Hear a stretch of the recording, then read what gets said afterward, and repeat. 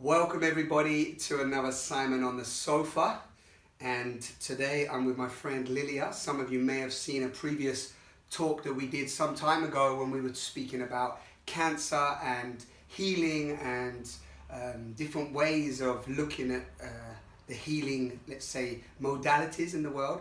We connected really around the meditation, Joe Dispenza, Bruce Lipton's sort of vibration. Lilia was one of the inspirations, the driving forces for me to actually dive a bit deeper with Joe Dispenza and look at how we can sort of use self-hypnosis to rewire our cellular makeup and so much more. And today, hey beautiful. Thank you for having me again. Thank you for joining me. So lovely to be here. Yeah, it's lovely, and it's been nice to share some time with you again these last few weeks. Because we're not always in the same place, and then we don't always get together, so it's beautiful. Tiny bit of background that's like led you to where you are today with exploring, healing on a mass level, I would say. Mm-hmm.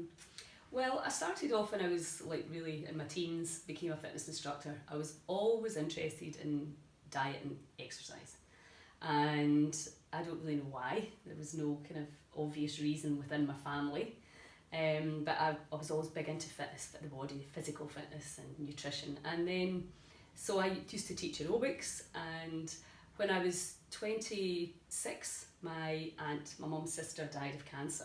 I just knew there was something about food. I knew there had to be. I've always thought it doesn't have to be like this. There must be a way to reverse and redress disease. And then at 32, my best friend's daughter was diagnosed with leukemia, and I walked the path with her for about 12 years, which was torture, a lot of it. Appointment to appointment to appointment, fear, all the language that's used. So once I kind of started going into nutrition, I did a clinical diploma in nutritional healing. Then I realised very quickly you tell people what to eat or what not to eat, but they don't follow you. They don't listen. So I thought, what's that about? I knew there was more to it than diet and exercise. So that took me to Sedona in Arizona, where I learned my very first emotional release technique. And that's really when I tapped into something that I didn't really know existed, which was that absolute oneness and bliss. And I wanted more of that. So then I went back to Sedona again, came back level 2 coaching, but it was a little bit ahead of its time then. People just thought I was a bit crazy. Just welcome it and let it go. Could it possibly be that easy?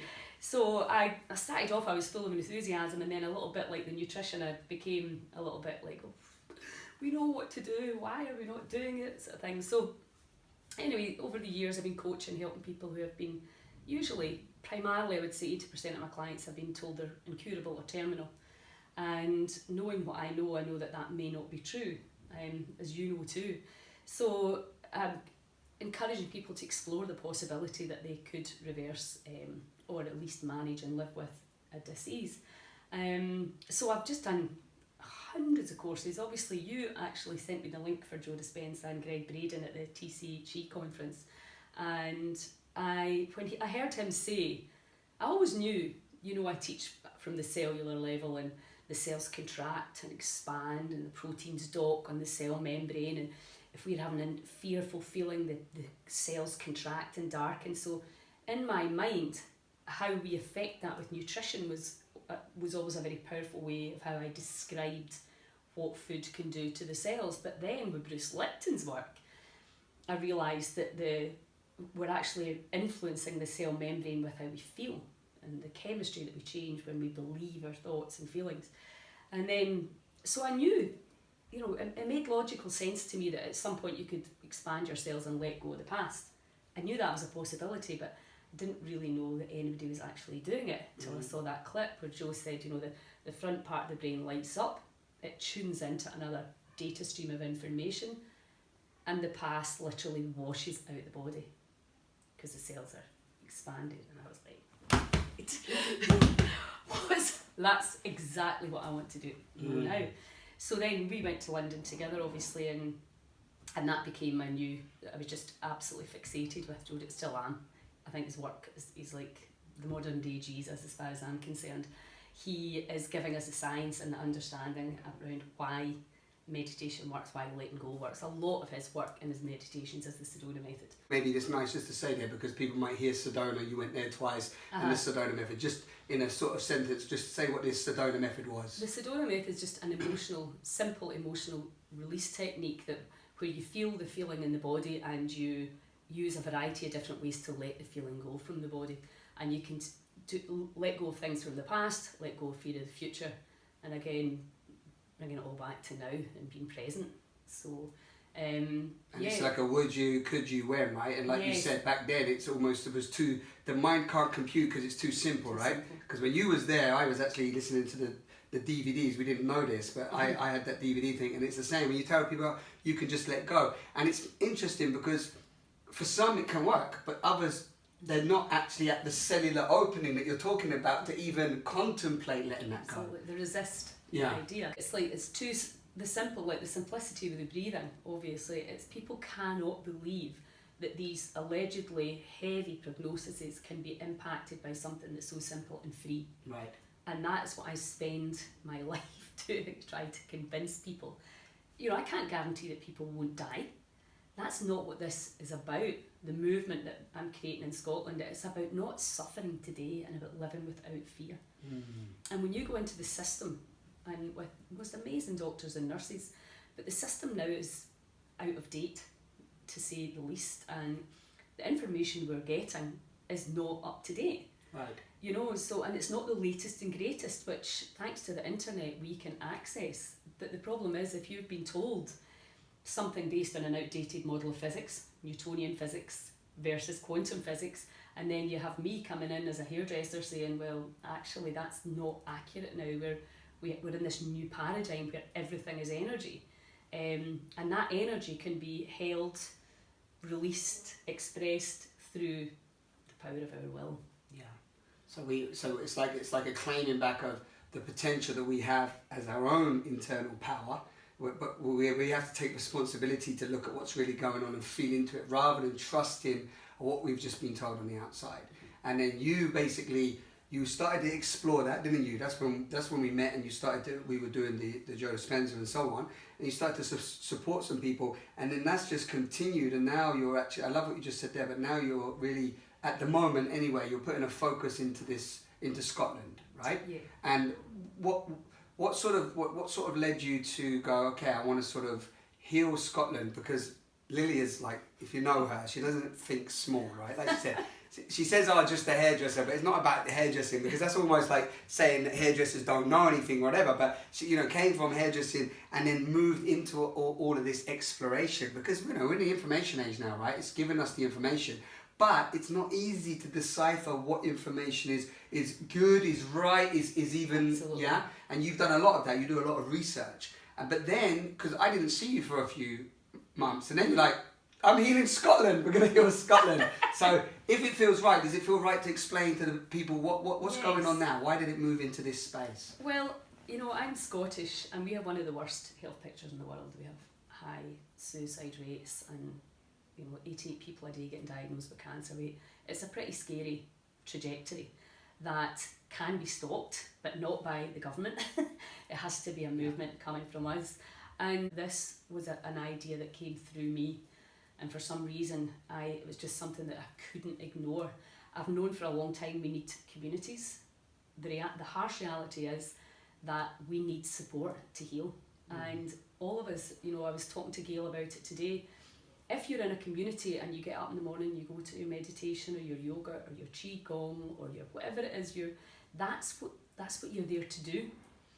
And most of us are quite happy to do that in that environment. But if you've got kids screaming, a job to go to, bills to pay, the reality is that to switch off that fight or flight, which is really what we're trying to do, change the information all over and over again that's going through the body so the body responds differently. That is a challenge, even for you and I, who are pretty motivated and driven, to stay on that, particularly when you're travelling around a lot. So I have watched young women die. The mothers of young children. I just was compelled to create a community, and I didn't think it would be in Scotland, but it was. I was even shown the place it was to be. So I and I knew it had to be at least 12 weeks. A lot of people think that's a long time, but we know that's not a long time. But if you have to take that time off work, then clearly that is a long time. So the people that came primarily were already on a sickness type benefit. They'd been sick for a long time. So they didn't have the work, they didn't have the commitments you're talking about. Yes, and they managed to juggle the commitments that they had and commit to the 12 weeks. And we started off with 12 people, and I just thought they would all make it through. It never occurred to me that they wouldn't. I was quite naive, which was a good thing, obviously. So 9 people finished, and it was a crazy journey. There was so much happened, and I learned so much. But every single person that came had healing, and so now I was like, right. So things like MS symptoms, drastically reduced from not being able to walk half a mile to walking 3 miles to going on a bike for 8 miles.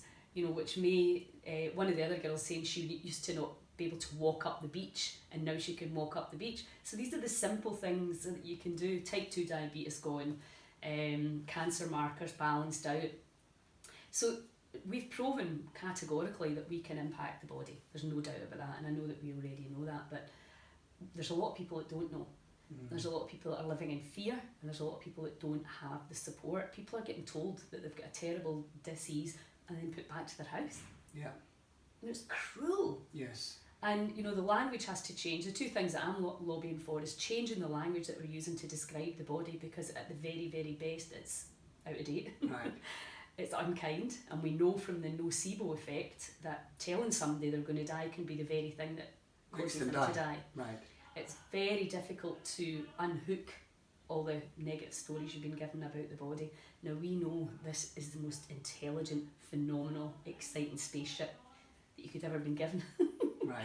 There's a shift, a 180-degree shift in the paradigm, which says I am powerless, I am powerful. And that is really what the communities are about. Learn how to heal yourself. And it drives me crazy when you see the Americans talking about Medicare and healthcare, and you're just like, learn how to heal yourselves, and you need to concern yourself with these lunatic politicians are doing. Right. So that's the message. And then if enough of us, we know that 80% of disease, arguably more, is lifestyle driven. So therefore, if we change the lifestyle, we're talking about breathe, believe, release, and back to nature. Breathe, believe, release, and back to nature. So we're not saying, don't eat this, don't do that, because that does not work. Yeah, we're not saying the 7-day diet's going to solve all your problems in the world. But back to nature means, eat the food that we were given wherever possible. It's not always possible. Sleep with a circadian rhythm, so that the body gets a chance to do the detoxing, the proper sleeping that it needs to do to heal, because that's when it heals overnight. And what's the circadian rhythm? Well, natural cycles of daylight. Okay. And so none of this, like as people are now, just working all the way late, then eating really late, and then going to bed from the computers. Right. Yeah. And we know that even 2 sleepless nights, your blood sugar will get erratic. Forget about eating what you're eating, because if you're not outside enough, you're not getting enough vitamin D. So fresh air, light, natural light, sleeping with the cycles. You'll be more tired in the winter. That's completely normal and natural. Sleep and rest, and then in the summer, when there's a lot more light, you'll feel a lot more energy. So, and then obviously getting hot and cold, because not so much in Malta obviously, but in the UK everybody has their central heating on. Their body's just not getting a chance to adjust to a cold. Right. So you've got double glazing and you've got central heating, so there's nothing getting out, and that's impacting the immune system too. Right.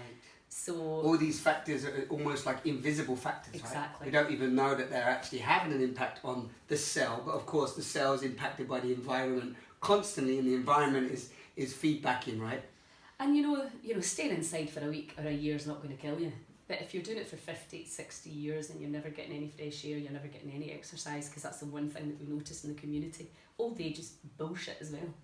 If you're stiff and achy, you're toxic, inflamed and stressed, the same way as if you're 21. It doesn't matter, and you can change that. We all have that power within. And one of the things that the community was, we had a variety of diseases, because we wanted to demonstrate that it's always the same solution. get back into balance and harmony with nature. Right. It's really, and again, people won't believe that it's so simple. One of my friends, Jen Wilson from the Warrior Women Project, one of the first things she did after she was diagnosed with ulcerative colitis was started sleeping with the circadian rhythm, and that one thing alone impacted on her. Yeah. So it's, you know, again, we're always looking for the guy with the white coat and the microscope finding out. Right.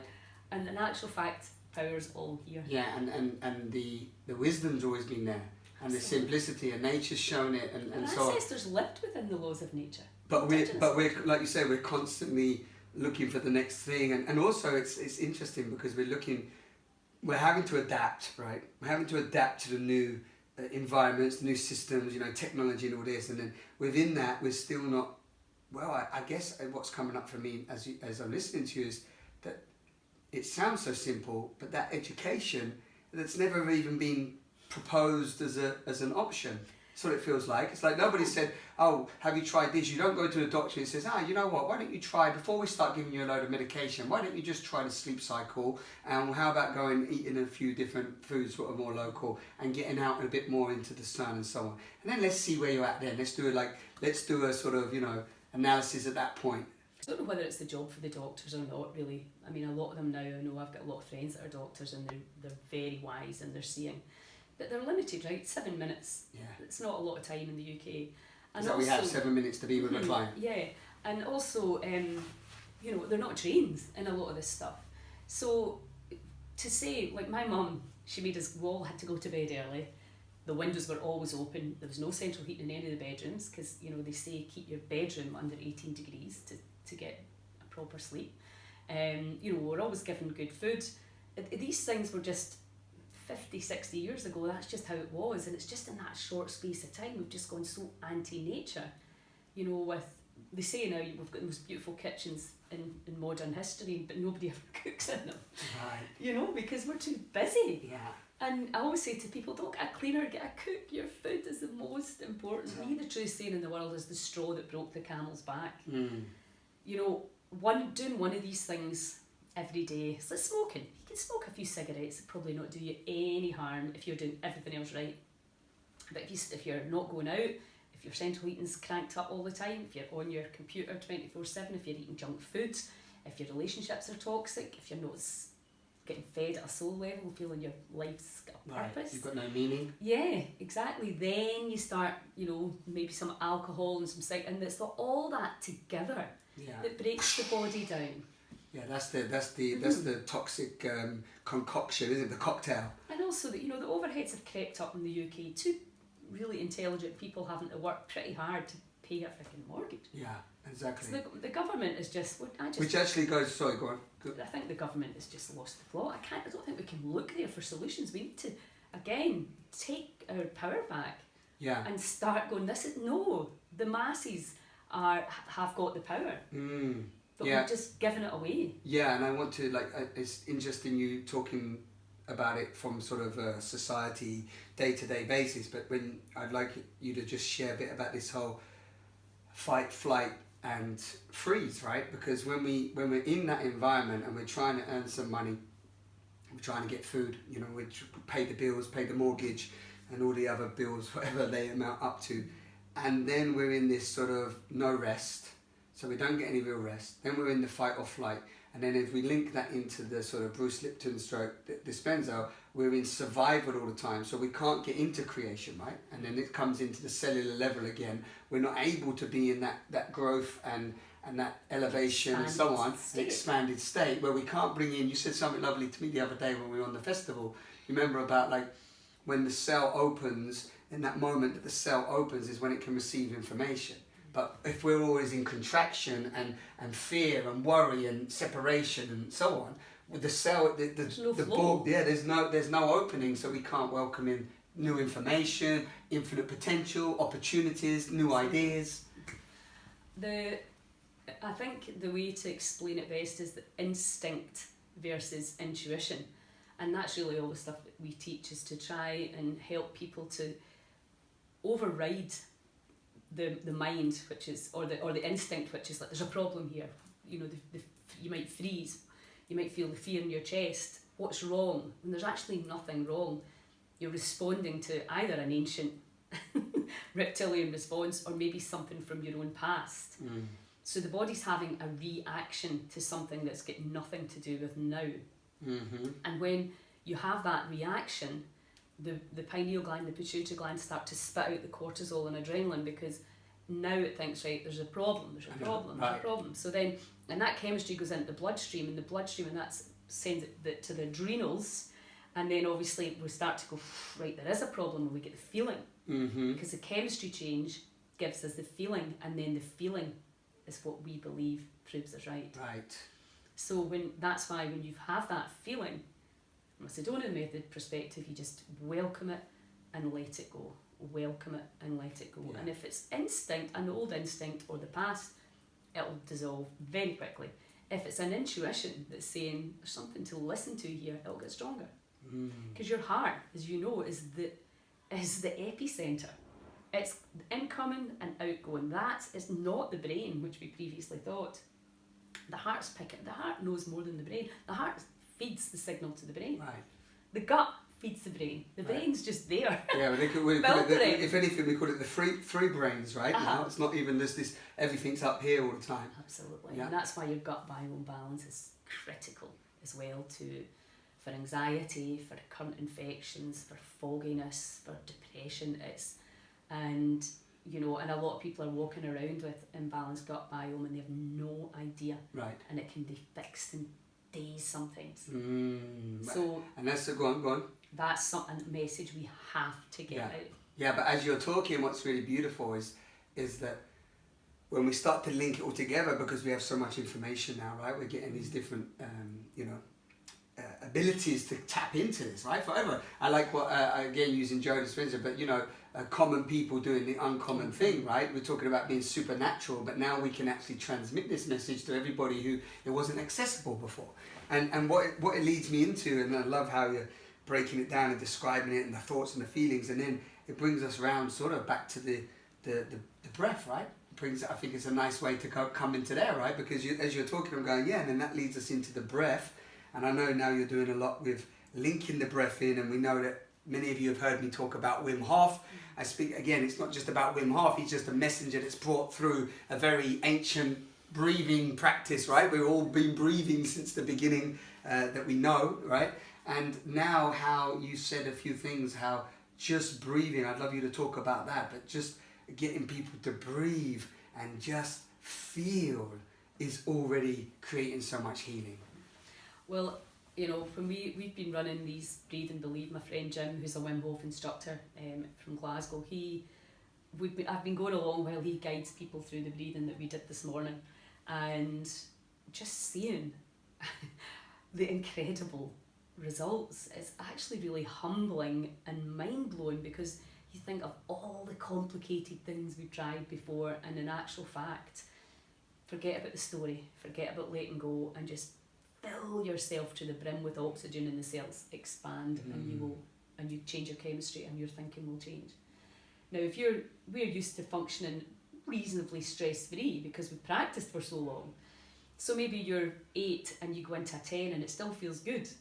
But you imagine seeing somebody who's been really stressed and wound up, right, going from a 1 or a 2 up to a 10. Right. It's like a miracle. Yeah. And it's just exactly the same thing as the Sedona method, but I think for a lot of people it's easier. Because they just keep breathing. If you just keep breathing, although some people are scared to breathe as well. Of course, yes. Because they know, resistance. Well, when you breathe, you have to feel, huh? That's the other thing. We don't like to feel. We don't want to feel. That's what my experience has been to breathing, is that the breathing is like almost a fast track to feeling, and if we don't feel it, we want to bypass it, right? Which is often why we go into all the distractions. So carry on. Yeah, well, what I've found now for me personally, because every single thing I teach is something that I've used on and tried, and it's worked on myself. That's the only reason. There's been lots of different things that I've tried that I've not really felt a result from, because you need to feel the result. So the breathing now for me, doing 20 to 30 minutes of Wim Hof breathing, going into that place of expansion, that kind of has rolled a few of my protocols into one. And this is the thing that we have to do. We have to find ways that to allow people to get the results and experience the results. And to find their way with it. Yes, exactly. No, we said this the other morning, I can't remember now, but we had a conversation that we get so fixated that once we know something, we tell everybody like, do this, but it's not one way for all. We have to, and even we don't get the time with individuals. I know you're doing this with the clients and the people you support, but you've got to find out what way, right? It's a sort of like trial and error as well. Absolutely. And we know that the healing doesn't happen the hour we're on a call with someone. It doesn't happen in the week or 2 weeks we're in the retreat with someone. It happens in the space in between what you're doing at home. Mm-hmm. That is when it's the practice, the daily repetition. And going back to the Heal Scotland community, I started off, there was so much resistance. I was thinking, imagine if I'd got people who would just engage, what we could have achieved. And then at the end of it, I actually thought, wow, how little do you actually have to do as long as you're doing it every day to actually experience quite significant transformation. That's nice. Because if I broke down to you what we were doing, and a lot of people really weren't very able, so they couldn't do things for long, they couldn't meditate for an hour, no way. Right. 15-20 minutes max, 15-20 minutes Tai Chi or yoga. That's what we did. We did it every day for 12 weeks. Right. And then see the difference. So little steps. Little and often. Yeah, little and often. Less is more, even, but with the consistency. Well, you're getting 80% of your result in 20% of the time. Yes. So that seems to be a thing, and that's, I suppose, now what the good news is, that you can choose, even if you just take half an hour. If you do 3 yoga poses Monday to Friday, that's 15 poses. And then, so that's 60 over a month. Are you going to feel better at the end of a month? Yeah. Of course. It's not rocket science. No. And it's, if you don't use it, the body just thinks, oh, I'll just unwire. Yeah. So suddenly you can't turn your neck right round because you've not turned your neck round for 3 years. Right. Yeah. And that's why we're seeing a lot of our elders are really like cramped over, spines like calcified, nothing's moving, they can't straighten their hip, their hamstrings. Simply because they've not done it. And of course, this idea, which I don't know if it's still quite as prevalent now, but it was like, don't exercise. It was all, don't do this, no, don't do that, because in case you hurt yourself, So now they're realising, in actual fact, you need to keep moving. Yeah. And they're even doing physio before operations now, because we're understanding it's gravity, right? Right, we need to move. You have to move. And you don't actually have to move a huge amount. In fact, that Wim Hof breathing will get you fit. Yeah, well, it does, yeah, for sure. And all your internal organs are getting a massage, your cardiovascular system, you really are. It's a workout. But like you're alkalizing, it's just so much happening. Oxygenating, and it's you can lie in your bed and do it. Yeah. And as soon as the research with Kelly Turner, the 9 steps that people used to heal the alleged incurable, exercise wasn't in it, because these people were too sick to exercise. Right. That's how sick they were. But of course, once you start to feel better, you want to exercise. Right. You want to go for a walk. You want to go and do. Right. We actually enjoy moving when we're not exhausted. Yes, exactly. But the more you sit in your bed, the more you sit with your laptop, the blue light from the phone, the laptop, the more your central heating's up, the more you keep all the fresh air out, keep the light out. Yeah. And don't go in the cold waters, maybe. You're cutting yourself off from nature. Yeah. And that the light, far infrared from the sun, powerful detox and healing, and obviously synthesizing our vitamins, breathing fresh air. It's completely different from stagnant air that's in your house.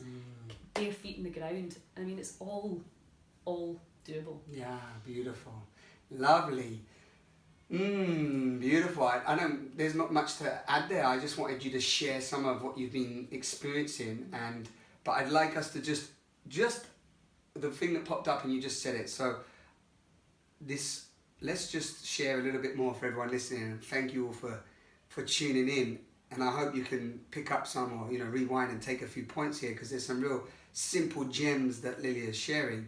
But let's just emphasize the fact of how powerful community is, because I feel like I got tingles as I said that, right? And I think that this is, I don't know, maybe everyone's listening. I don't know who's listening to this right now, but I know many people out there, and we have our own little community, And like Lilia said, it's so powerful just to have somebody around. Even this morning we did some breathing together and meditation, and we were saying that it's like, even when you sit together and meditate, it feels, and we were both personal trainers as well, so it feels like you've got a personal trainer with you, and when you're meditating, you're like, okay, I'm in this, we're in this together, and now we're here together, and we're going to do this, right? And you feel a bit more focused, a bit more concentrated, and you have a shared experience, and it heightens the field. And I think that that's just something I want to say to, like, wherever you are out there, and Lilia really brought this to me when she was working with cancer patients and so on, is that so many of them just were coming to Lilia and feeling pumped up, like there's a potential here to not, I love what you said, what did you say? It's not about not dying, it's about not suffering and living without fear. And living without fear, right? So you can come to us and get motivated or whatever, go to a retreat, people, friends, and then go straight back to these environments, and maybe just you share a few words on what your experience has been with. This is really what the Heal Scotland movement's about. I believe that we need communities within each community, because I think we have to educate people and inspire them, and then we have to support them through the process, because we know change is neuroscience. We don't keep doing the same things because we're stupid or we've got no willpower. We do it because that's what the default setting is. That's what the program is. It's the program. So as soon as you take your eye off the ball, boom, you'll go back to do automatic. Yes, boom. It's automatic. So now that we understand that, we need that support to rewire. So you're rewiring the brain and you're letting go of the past. So it's a twofold thing: what has to be released and what has to be created. Within a community, we are social, collective, connected beings. So when we're all doing it together, A, it's way more fun, but B, it's more powerful. And that's Lynn McTaggart's research. Community and altruism heals. Now, you probably find we get buzzed up by being around each other in the talk. You need your tribe. Yes. We're moving away from all the gossip and stuff that's just no longer of any interest, realising that we're phenomenally powerful, spiritual, electromagnetic beings. Right. That's the new paradigm. Yeah. We have the science.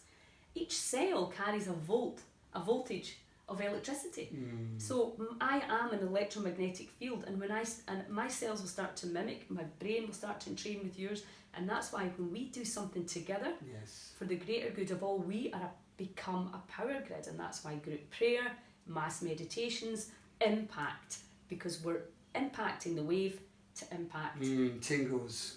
The matter, as we know. And what is matter? Matter is everything that you can see, and wave is the space in between, quite simply.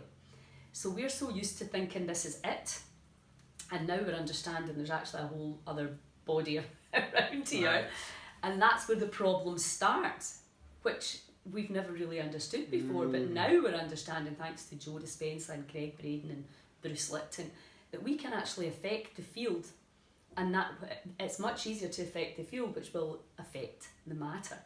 So we're drawing in consciously new information, because if you cut it down to its very basics, the body is light and information, and what we're doing is we're bringing in more light and we're exchanging that information at a very basic level. Beautiful.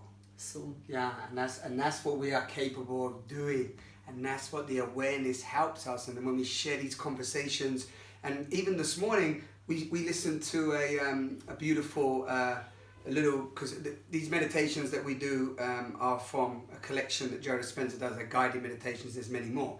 And to give you an example of community, so I've been doing them for many years now with Dara, and sometimes me and Dara don't do them together, and then we haven't seen Lilia for a while, and Lilia comes around and she's like, yeah, I'm going off to this conference, and by the way, I've got these new meditations. So then she's like, brings these new ones in, which we hadn't seen because we've been using these other ones, and then all of a sudden, boom, there's this little introduction, 7-10 minutes of explanation of this new meditation, and we're like, oh my God, and then it plugs you in, right, to that little next step, and it's just a reminder of what you may have heard before. It's not like it's some profound information all of a sudden, but it plugs you back in, and that's what we did this morning.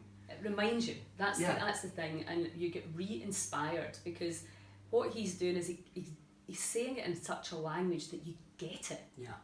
You understand, right, that's why I feel that way. So instead of sitting with your eyes closed, hoping for the best, like I did for quite a number of years, now with the breathing, etc., and these guided meditations, because you understand what he's trying to do, that there's a field of energy that we can literally become. Exactly. And then we can come back and be the body, and then we can go back out. And the way to experience that and get away from all the kind of the distractions and the stress. Yes. Yeah, and what we perceive to be real is through these techniques and practice and repetition. Yeah, beautiful. Practice and repetition. There's a little nugget of a conversation with my friend Lilia.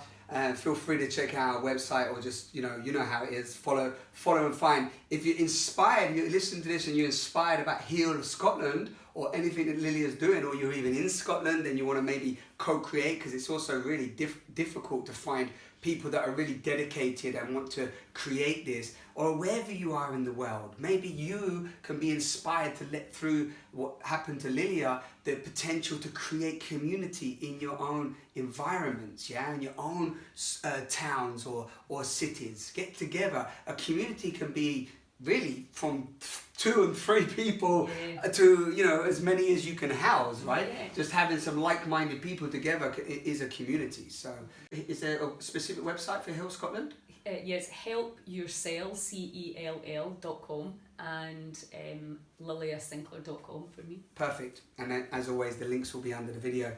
Thank you so much. Thank you, Lilia, for hanging out. Little hugs. Boom. Nice. Mwah.